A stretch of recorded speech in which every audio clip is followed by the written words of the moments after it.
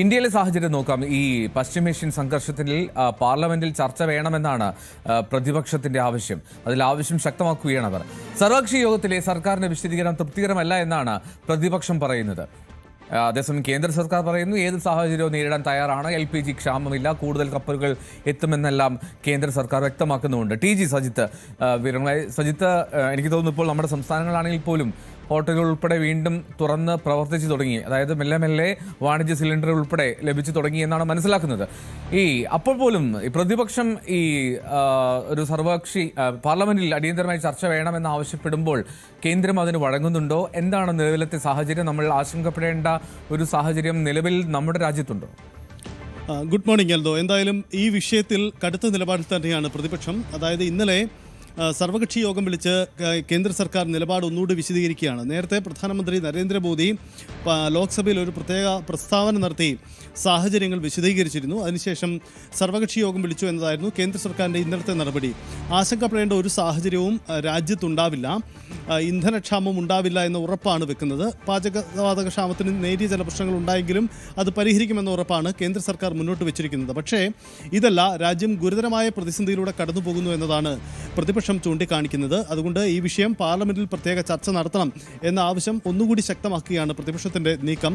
ഇതിനോട് സർക്കാരിന്റെ പ്രതികരണം ഇതുവരെയും ഉണ്ടായിട്ടില്ല. അതായത് പ്രത്യേക ചർച്ച പാർലമെന്റിൽ നടക്കുമോ എന്ന കാര്യത്തിൽ ഒരു വ്യക്തത ഇതുവരെയും വന്നിട്ടില്ല. ഇന്നലെ കേന്ദ്ര സർക്കാർ വ്യക്തമാക്കാൻ ശ്രമിച്ചത് പല വിവിധ വിഷയങ്ങളിലാണ്.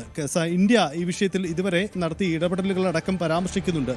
ഇതിനിടയിൽ പാകിസ്ഥാൻ ഒരു മധ്യവർത്തി എന്ന രീതിയിൽ യുദ്ധം അവസാനിപ്പിക്കാൻ നീക്കം നടക്കുന്നു എന്ന വിഷയം പ്രതിപക്ഷ അംഗങ്ങൾ മുകുൾ വാസ്നിക് അടക്കമുള്ളവർ ഈ ചർച്ചയിൽ ഉയർത്തിക്കാട്ടിയിരുന്നു കോൺഗ്രസിൻ്റെ ഭാഗത്തു നിന്നും. അതിൽ കേന്ദ്ര സർക്കാർ, കേന്ദ്ര വിദേശകാര്യമന്ത്രി S ജയശങ്കർ നൽകിയ മറുപടി ഇങ്ങനെയാണ്: പാകിസ്ഥാൻ എല്ലാ കാലത്തും അമേരിക്ക അനുകൂല നിലപാടാണ് സ്വീകരിച്ചിട്ടുള്ളത്, പക്ഷേ ഇന്ത്യ ആ നിലപാടല്ല എടുത്തിട്ടുള്ളത്. ഇന്ത്യ ഈ വിഷയത്തിൽ യുദ്ധം അവസാനിപ്പിക്കണമെന്ന് ഡൊണാൾഡ് ട്രംപിനോട് പ്രധാനമന്ത്രി നരേന്ദ്രമോദി നേരിട്ട് ആവശ്യപ്പെട്ടിട്ടുണ്ട്. ഇതിന് അമേരിക്ക എന്ത് പ്രതികരണം നടത്തിയെന്ന കാര്യം കേന്ദ്ര സർക്കാർ വ്യക്തമാക്കിയിട്ടില്ല. എന്തായാലും ഈ വിഷയങ്ങളിൽ നയതന്ത്രപരമായും അല്ലാതെയും കേന്ദ്ര സർക്കാർ ഇതുവരെ സ്വീകരിച്ച നിലപാടുകൾ വിശദീകരിക്കുകയാണ് കേന്ദ്ര സർക്കാർ ചെയ്തിരിക്കുന്നത്. പക്ഷേ അതുപോരാ, പാർലമെന്റിൽ പ്രത്യേക ചർച്ച വേണമെന്ന ആവശ്യത്തിൽ പ്രതിപക്ഷം ഉറച്ചു നിൽക്കുകയാണ്. സർക്കാർ എന്തായാലും ഈ വിഷയത്തിൽ ഇന്നൊരു മറുപടി നൽകുമെന്ന് നമുക്ക് കരുതാം. രാജ്യം നേരിടുന്ന ഈ പ്രതിസന്ധി കാലത്ത് വിശദമായ ചർച്ച വേണമെന്ന ആവശ്യം ഒന്നുകൂടി ഉറപ്പിക്കുകയാണ് പ്രതിപക്ഷം എന്നതാണ് സാഹചര്യം. ഇതിനൊരു മറ്റൊരു പശ്ചാത്തലം കൂടിയുള്ളത്, 5 സംസ്ഥാനങ്ങളിൽ തെരഞ്ഞെടുപ്പ് നടക്കുകയാണ്. സ്വാഭാവികമായും ഇതിൻ്റെ പ്രതിഫലനം രാഷ്ട്രീയപരമായി കൂടി പ്രതിഫലിക്കുന്നതാണ്. അത് മുന്നിൽ കണ്ടുകൂടിയാണ് പ്രതിപക്ഷത്തിൻ്റെ നീക്കമെന്ന് മനസ്സിലാക്കാം.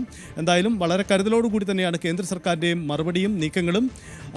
പാർലമെന്റിലെ പ്രസ്താവനയ്ക്ക് പിന്നാലെ ഇന്നലെ സർവകക്ഷി യോഗം ചേർന്നു. പക്ഷേ അത് പോരാ, പ്രത്യേക ചർച്ച വേണമെന്ന നിലപാടിൽ പ്രതിപക്ഷം ഉറച്ചു നിൽക്കുകയാണ്.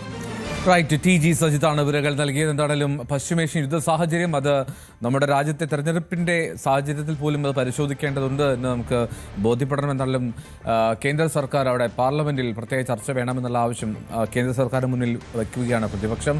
തൃപ്തികരമല്ല കേന്ദ്രത്തിന്റെ നിലപാട് എന്നാണ് പ്രതിപക്ഷത്തിന്റെ നിലപാട്. കൂടുതൽ വാർത്തകൾക്ക് News 18 Keralam YouTube channel subscribe ചെയ്യുക.